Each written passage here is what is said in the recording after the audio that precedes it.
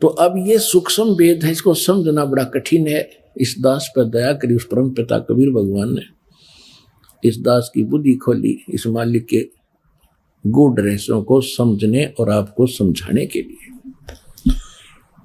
Nyoli Noel, नेवले को कहते Noel देसी भाषा में, अरवाणी भाषा। न्योल नाद सुभान गति, ये लड़े भुवंग हमेशे, जड़ी जान जगदीश है, व्यसनी व्यापै शेष। अब देखो एक पंक्ति है दाता के ज्ञान की, और इसमें कितना गूढ़ रहस्य छुपाया है कि जिस भगत के पास ये यथार्थ मंत्र सत भक्ति सतनाम जिसके पास उपलब्ध है, वो एक ऐसा सुरक्षित हो गया जैसे एक नेवला होता है। नेवला आप समझते हो, नेवला, उस नेवले की कितनी लंबाई होती है, ज्यादा से ज्यादा वो 8-9 इंच लंबा होता समेत पूछड़ के, दूम समेत, और चूहे से थोड़ा सा बड़ा होता है। और वो सर्प के साथ लड़ता है। सर्प लगभग 10-10 फुट 12-12 फुट लंबा हो जाता है और उससे कई गुना ताकतवर होता है। अब वो उससे कैसे लड़ता है? वो ऐसे स्थान पर उस सर्प को छेड़ता है जहां पर किसी झाड़ी में, बोझड़े में एक जड़ी होती है, नागदमन जड़ी नाम है उसका, नागदमन, और उसमें से महक निकलती है। वो नेवला क्या करता है, वहां उस जड़ी को सूंघ कर आता है, श्वास रोक लेता है और उधर से सर्प को छेड़ जाता है। सर्प उसके लिए ऐसे तैयार होता है, डंक फन उठा करके। अब नेवला उसके निकट आकर के वो जड़ी जो सूंघ करा था वो श्वास छोड़ देता है। उस जड़ी के सामने सर्प को चक्कर आने शुरू हो जाते हैं उसकी नाकों में जाते ही, और वो अपनी जान बचा के भागने की सोचता है। फिर नेवला उसकी मुंडी पर बैठ जाता फन के ऊपर, और साथ में वो श्वास भी छोड़ता रहता है और फिर उसको पकड़ के मार देता है। अब नेवले के पास वो जड़ी है तो वो उसको काबू कर पाया, इतने लंबे अजगर को। इसी प्रकार ये काल जो है एक सर्प है और जीव एक नेवले जैसा वो छोटा प्राणी है इसकी ताकत के सामने।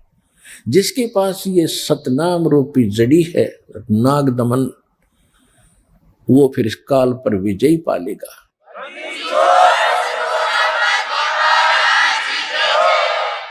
न्योल नाद सुभान गति, वो लड़े भुवंग हमेशे, जड़ी जान जगदीश है, व्यसना व्यापै शेष। कि सतनाम जो नाद है, सतनाम का जो मंत्र है, ये भगवान की शक्ति, जगदीश की शक्ति है। इसकी जिसके पास इसका ये जड़ी है उसके ऊपर काल रूपी अजगर का कोई प्रभाव नहीं पड़ेगा। किस पे? हंस गवन करते नहीं, मान सरोवर छाड़े, और कौवे उड़ उड़ जाते हैं, ये खाते मांसाहारे। हंस दशा तो साधु है, ये सरोवर है सत्संग, मुक्ता हलबाणी चुगे फिर चढ़त नवेला रंग। दरस परस नहीं अंतरा, रोमी वस्त्र बीचे, पारस लोहा एक डिग वही पलटे नहीं अभीचे।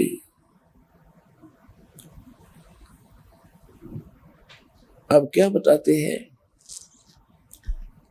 कि हंस गमन करते नहीं, मान सरोवर छाड़, और कौवे उड़ उड़ जाते हैं, वो खाते मांसाहार।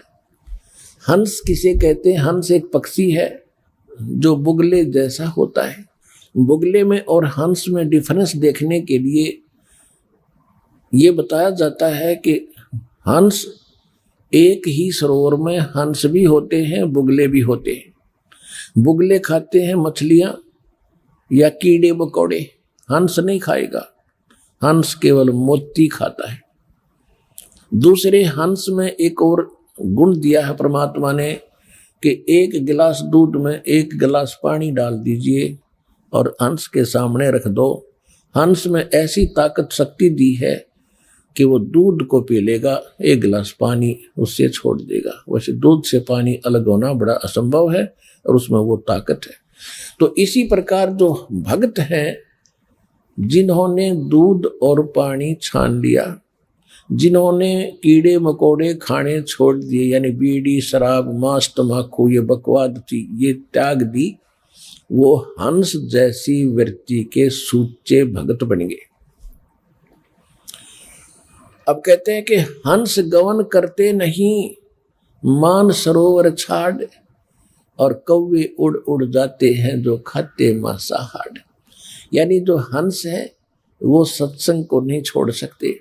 जो कौवे जैसी वृत्ति के व्यक्ति हैं, जिन्होंने बकवाद छूटती नहीं, वो सत्संग छोड़कर बकवादें करते रहते हैं। हंस दशा तो साध है और सरोवर है सत्संगे, मुक्ता हलवाणी चुग ये चढ़त नवेला रंगे। अब उन हंसों के लिए ये सत्संग रूपी सरोवर है, और ये साधु आत्मा ये है हंस। हंस दशा तो साध है और सरोवर है सत्संग, और यहाँ ये परमात्मा की अमृतवाणी रूपी मोती खा रहे हैं। और फिर चढ़े नवेला रंग, दूना अच्छा भाव बनता चला जाएगा। जो सत्संग में आए जाएंगे डटे रहेंगे।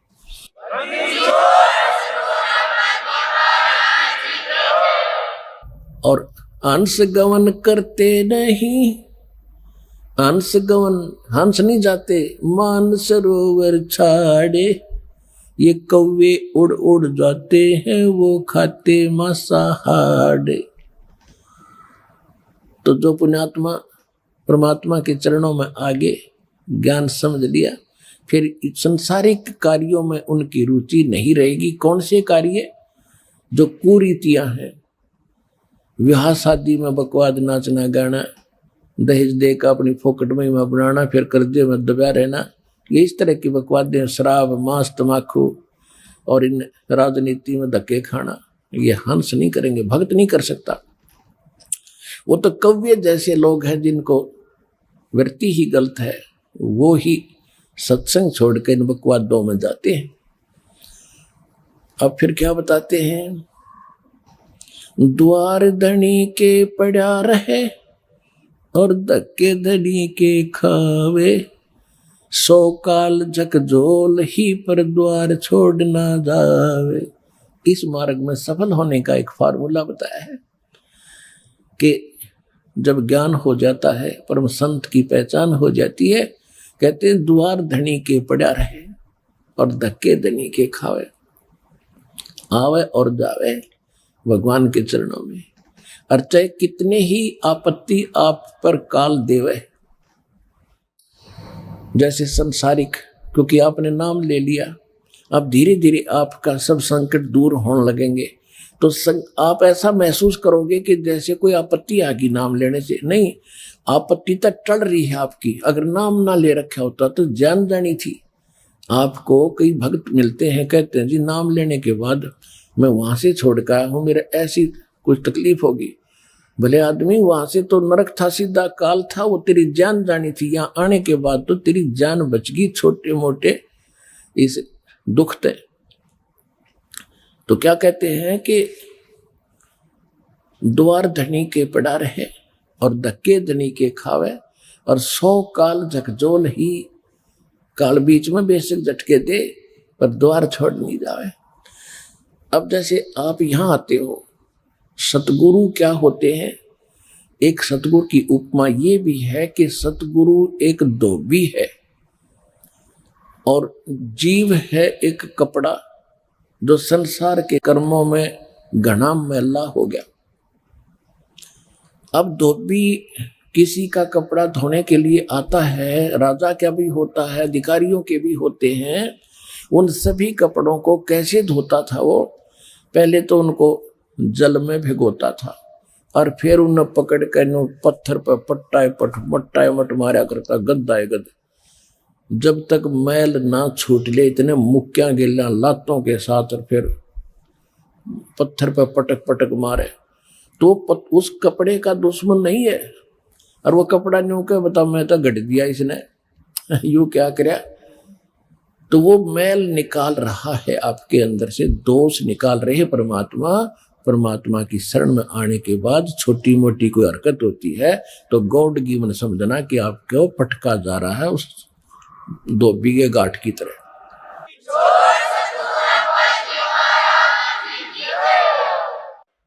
दर्श परस नहीं अंतरा ये रूमी वस्त्र बीचे, पारस लोहा एक डिग ये पलटे नहीं अभीचे। अब देखो फिर एक और बात बताई है, कितना गहरा ज्ञान है पुण्यात्माओं। जब आप कोई सूक्ष्म वेद का ज्ञान होगा, आप दांतों तले उंगली दबाया करोगे कि आज तक हमने गीता भी पढ़ी। गीता हम इसलिए पढ़ाते हैं कि आप ये समझ सके कि जो ज्ञान पवित्र गीता जी देते हैं, जो पवित्र वेद बताते हैं, पवित्र पुराण बताते हैं, पवित्र ग्रंथ बताते हैं, वही ज्ञान परमात्मा ने 600 वर्ष पहले लिखवा रखा था।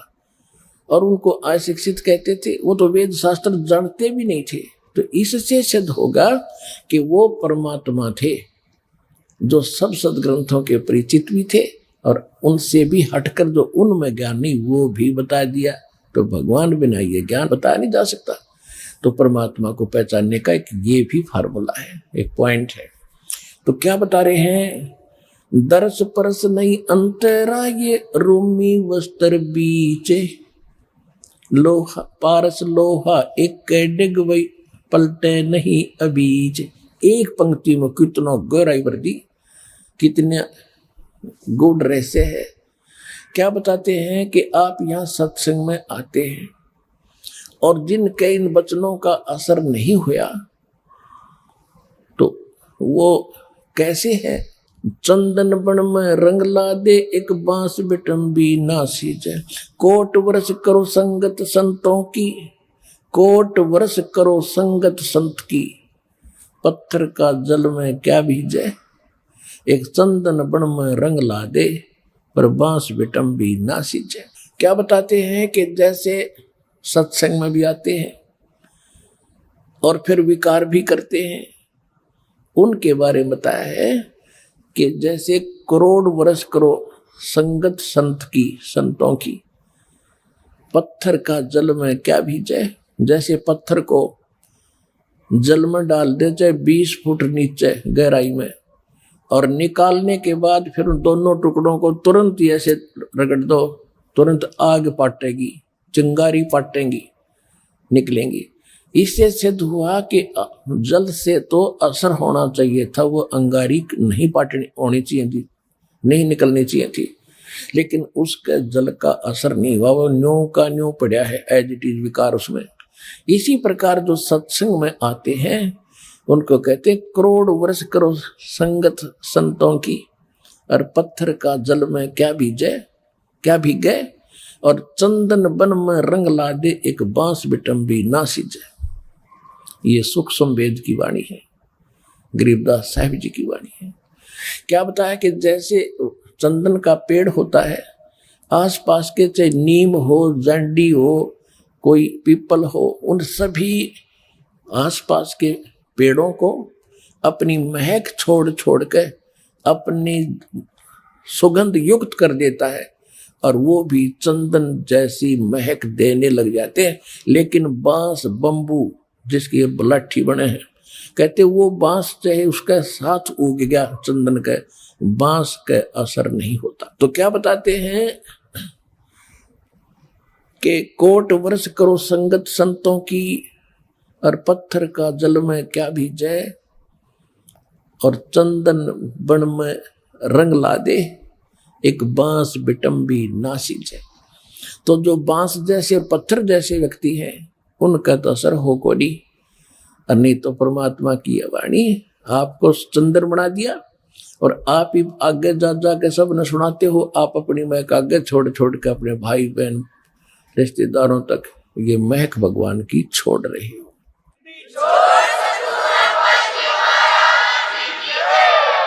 अब क्या बताते हैं कि यहां आते भी हैं और सही ढंग से लगते नहीं। उसके विषय में बताया कि दर्श परस नहीं अंतरा और रूमी वस्त्र बीच। जैसे एक पत्थर होता था जिसको पारस पत्थर बोलते, और उस पारस पत्थर में पत्थर जैसा ही होता है, उसकी पहचान नहीं हो सकती। उसकी पहचान यही है कि जिस समय वो लोहे से टच होता है तो पूरे उस लोहे के उस गट्ठे को, जैसे ये गाडर का बिठा दिया किसी कोने में, गाडर होते हैं ना, गाडर आपने देखे कड़ियों की तरह लोहे के गाडर होते हैं लंबे लंबे, एक गाडर का कहीं भी बिठा दिया, टच कर दिया तो पूरे गाडर को सोना बना देता वो।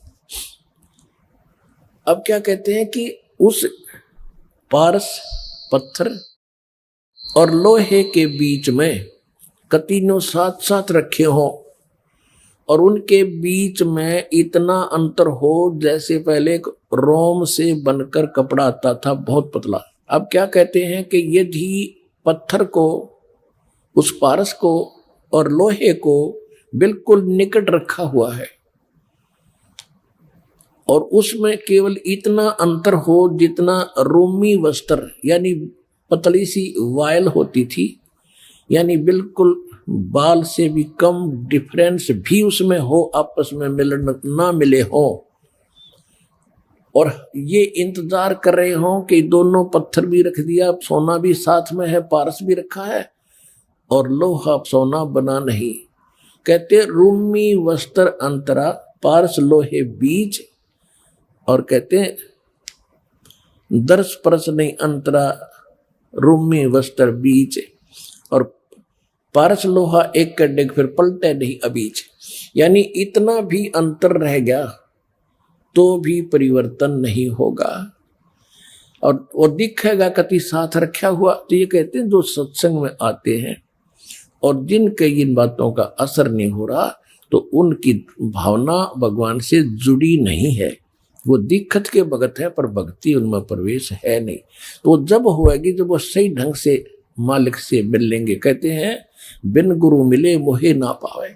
गुरु के प्रति जब आपका ऐसा भाव बनेगा और तब परमात्मा में कि आपके अंदर वो भक्ति और ये ज्ञान संचरित होता है। तो यहाँ बताते हैं कि यहाँ जैसे सत्संग में भी आते हैं और विकार नहीं छोड़ रहे हैं, उनके विषय में कहा है कि कोट वर्ष करे संगत संतों की, पत्थर का जल में के बीच एक चंदन बन में रंग ला दे पर बांस बिटम्बी ना सींचे। ये दास चंदन है और आप परमात्मा के पेड़ हो, वो पौधे हो जिनका असर हो गया, और बांस रूपी जो व्यक्ति हैं उनका असर नहीं होता, वो तो काल के जाल में रहेंगे, मरण दे। अब क्या बताते हैं परमात्मा की शक्ति बताते हैं कबीर परमात्मा की कि 9 लख नानक नाद में ये 10 लख को रख तीर, लाख दत्त संगी सदा वो चरणों चर्च कबीर। 9 लख नानक नाद में ये 10 लख गोरख पास, अनंत संत पद में मिले ये कोट तेरे रविदास। रामानंद से लक्ष गुरु ये तारे सिसके भाव, चेलों की गिनती नहीं जो पद में रहे समाये। अब क्या बताते हैं कि कबीर परमात्मा वो समर्थ परमात्मा है, परम अक्षर ब्रह्म है, और परम अक्षर ब्रह्म की जानकारी सतगुरु ही देते हैं। वो कितने समर्थ हैं कि 9 लख नानक नाद में आदरणीय नानक साहेब जैसे महापुरुष अच्छी आत्माएं उनके नाद माने वचन के बच्चे हो लिए बहुत गणे दीक्षित हुए, वो भी पार करे 9 लख नानक नाद में, और 10 लख गोरख तीर, और लाख दत्त संगी सदा चरणों चर्च कबीर। गोरखनाथ जी को बहुत बड़ा सिद्ध माना जाता था। गोरखनाथ जी को सिद्धों में सबसे ताकतवर सिद्धि वाला माना जाता रहा है। उन्होंने यहां तक चमत्कार कर दिए थे कि एक बार उनके बचंद्र नाम के गुरुजी काल प्रेरणा से एक सिंगल द्वीप के राजा की मृत्यु के उपरांत उस राजा के शरीर में प्रवेश करके वहां उसकी रानी को भोगने लगा। उससे 2 पुत्र हो गए। उसके बाद किसी ने गोरखनाथ को व्यंग कर दिया, किसी दूसरे नाथ ने, कि यदि तू ताकतवर है, ऐसी सिद्धि वाला है, तो अपने गुरु ने बचा ले।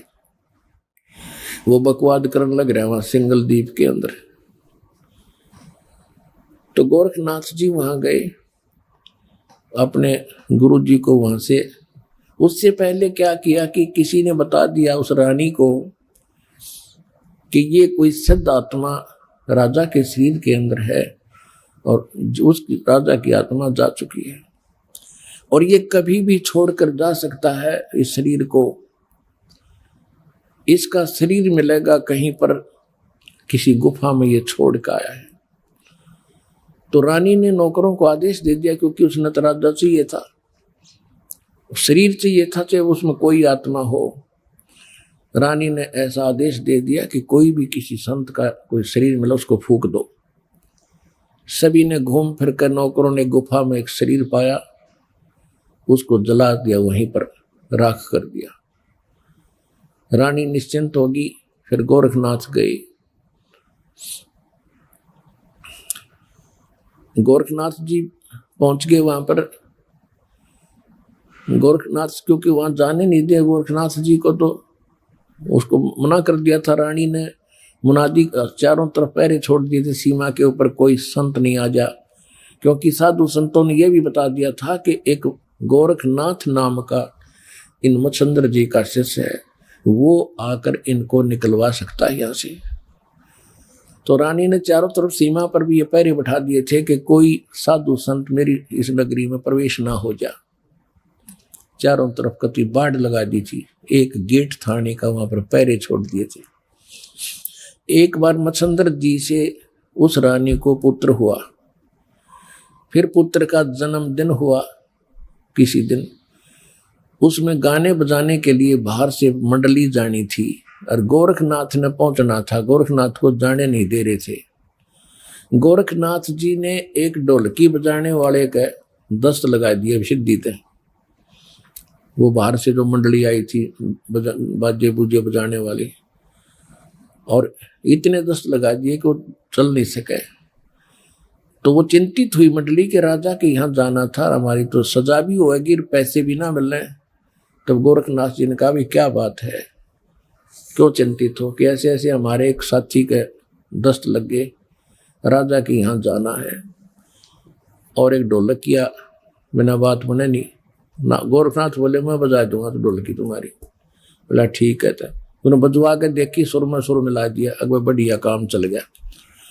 अब वहां आगे मच्छंद्रनाथ बैठा राजा के शरीर में, अफलातून पाक्या सिंहासन पर, रानी बैठी बराबर में, दोनों 2 बच्चे हो गए थे, दोनों बच्चे गोदी में। अब वहां वो गा बजा रहे थे तो गोरखनाथ कह रहा था, डुम डुम डुम, जाग मच्छंद्र जाग, तेरे फूट गए भाग, तो यहां से निकल, जाग मच्छंद्र जाग, तेरे फूट गए भाग। अब वो मच्छंद्र राजा के शरीर में बैठा, फटफड़ी ली। तब रानी से कहा कि इस ढोलकी वाले को रख ले या नौकर। ढोलकी वाला नौकर रख लिया। फिर उसको समझाया कि आप क्या उद्देश्य लेकर तो शिक्षा दिया करते थे, कहाँ फंस गए बीमारी में, चलो। तो कहने लगा, मैं चलूं तो मेरा तो शरीर फूंक दिया, अब जाऊं कैसे? कि तो आप निकलो यहाँ से। वो शरीर छोड़कर निकल गए। वहां पर राख थी, उस राख के अंदर ये अस्थि बची हुई थी, अस्थि, जिनको ये मरने के उपरांत किधर डाल कागरा गंगा वंगा में छोटी मोटी बच रही थी, उनको इकट्ठी करके अपनी शक्ति से गोरखनाथ ने मच्छंद्र जी का शरीर बना दिया पूरा उसी एज का, और उसको प्रवेश कर दिया। अब फिर क्या था, अब देखो पुण्यात्माओं, ये है खेल, हम यहाँ फंसे रहे, हम यहाँ अड़गी बुद्धि के इतना महापुरुष, और देखो मुर्दे को भी जीवित कर दिया, शरीर भी नहीं था फिर भी शरीर बना दिया। ये जन्म जैसे अब ये चल रहा है ना, आपका प्राइम टाइम है ये, इसमें जो भक्ति करके पार ना हो ना, इनमें इतनी गजब की भक्ति संचित हो जाएगी और इन्हीं से सिद्धियां आती हैं। इसी भक्ति को अगर आप खराब करने लग जाओगे ना कुछ दिनों में, बिना ज्ञान के, किसी का झाड़ा लान लग गया वो ठीक हो जाएगा, और कोई किसी को आशीर्वाद दोगे वो फल लग जाएगा, आपका पंचर हो जाएगा। तो ये इतनी भक्ति इकट्ठी कर लेते हैं ये साधु संत इस समय में, अब जो चल रहा है, और ये पार हो नहीं पाते, ये फिर काल का फंस जाते, और यही फिर आगे प्रसिद्ध होते रहते। फिर क्या होता है कि गोरखनाथ पिछले जन्म से सिद्धि युक्त था ऐसे। अब हम ये सोचते हैं वो ऐसा महापुरुष हो तेरे की, ये तो भगवान ने है, इस ताकतवर और कौन होगा। अब उधर से जब मच्छंदर वो चला था, क्या नाम है, राजा निकल के वहां से, तो राजा ने क्या किया, एक थैले में सोने का असरफी डाल ली गणिए, आगे काम आऊंगे अपने भंडारा में। अब जब वो मच्छंदर का शरीर बना दिया, राजा का शरीर वहां छोड़ दिया, फिर वो झोला ठा के चला मच्छंदर, क्योंकि आत्मा तो वही थी जो सारी क्रिया कर, और उस थैले में के थी वो सोने की असरफी। तो आगे कुएं पर पानी पीने लगे, तो मच्छंदर ने कहा कि ले गोरख संभाल कर रखिए इसको, इसमें बड़ी कीमती वस्तु है और सोने की असरफी है, 1 किलो पक्का ले रहा, 2 किलो पक्का, और संभाल के रख। जब पानी पीने लगे गोरखनाथ ने वो थैला कुएं में उलट दिया, वो सारी असरफी सोने की कुएं में डाल दी, और मच्छंदर उस पर लाल हो रहा, निकम्मे तने क्या कर दिया, मूर्ख कहीं का, तेने अकल नहीं है। गोरखनाथ बोले गुरुदेव आप तक कति राज ऋषि बन गए, ब्रह्म ऋषि नहीं रहे। वहीं पर एक पहाड़ी थी छोटी सी, अपने मंत्र से उस पहाड़ी को सोना बना दिया गोरखनाथ ने। अब मच्छंदर को कहा कि ले गुरुदेव इन ठाले जितने डले चाहिए तेरे को। अपने आत्मा दास आपको कहाँ लाना चाहता है। यहाँ एक पंक्ति है कि 9 लाख नानक नाद में और 10 लाख गोरख तीरे, लाख दत्त संगी सदा वो चरणों चर्च कबीरे। कि हमारे कबीर साहब कितने शक्तिशाली हैं, उनमें कितनी ताकत है। ये गोरख जैसे तो उनके चरणों में पड़े रहते हैं, पास से भी नहीं उनके। जिसकी शरण में आप हो दास वहां लाना चाहता है। अब क्या होता है, ऐसा सिद्ध पुरुष और जिसने ऐसी करामात कर दी, लेकिन वो पिछले जन्म जन्म के पुण्य संग्रहित थे इस समय के। आपको बहुत बार सुना है, गरीबदास जी की वाणी में है कि शब्द महल में सिद्ध 24 हंस बिछोड़े विश्व बीसा। हमारे इस मंत्रों में यहाँ की तो अष्ट सिद्धि प्रसिद्ध है। हमारे ये इस मंत्र से, साधना से 24 सिद्धियां आ जाएंगी आप में, पर इनको प्रयोग ना करना। इन सिद्धियों की ताकत, सिद्धि बिना भी बात नहीं बने, सिद्धि से ही तो हमारी भक्ति रूपी जहाज चलेगा। यानी हम यहाँ से उस सिद्धियों से उड़कर चलेंगे, और हमने वो प्रयोग कर ली तो हमारी टायर की हवा लिकड़गी, फिर हम कैसे उड़ेंगे, कैसे चलेंगे आगे। तो ये गलती से पार हुए नहीं, ये फिर ठगे काल के, और पहले उसमें ब्रह्मलोक में रखा, वहां होटल में, वहां इनसे सारी पूंजी खत्म करा के फिर पृथ्वी पटक दिया। इनके पास फिर सिद्धि रह जाती है, भक्ति धन वहां खत्म करवा दिया। भाई जो गुरु बचन पे डट गे रकट गे फंद 84 के, कट गे फंद 84 के, रकट गे फंद 84 के। भाई जो गुरु बचन पे डट गे रकट गे फंद 84 के, वस्तु मिली ठो